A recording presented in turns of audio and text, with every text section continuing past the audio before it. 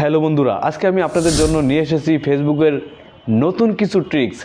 এই ভিডিওতে আমরা শিখব কিভাবে ফেসবুকের কিছু লুকানো ফিচার ব্যবহার করতে পারবেন, যা হয়তো আপনি আগে জানতেন না। আপনারা যারা এখন অবধি আমার চ্যানেলটি সাবস্ক্রাইব করেনি তারা দ্রুত আমার চ্যানেলটি সাবস্ক্রাইব করে দেবেন এবং সাথে থাকা বেল বাজিয়ে দেবেন।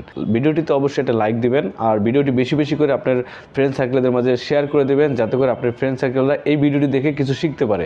প্রিয় দর্শক, আমরা যে 1 নাম্বার যে ট্রিকটির কথা বলবো সেটা হলো অটো ভিডিও প্লে বন্ধ করা।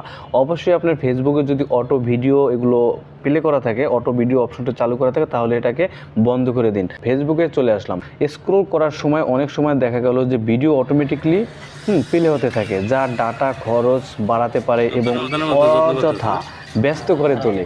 এবং মোবাইলে যদি ডাটা দিয়ে আপনি এই দেখতে চান, তাহলে আপনার মোবাইলের ডাটা খুব অল্প সময়ের মধ্যে শেষ হয়ে যাবে। বড় যেটা এর প্রবলেম সেটা হলো, আপনি যদি ফেসবুক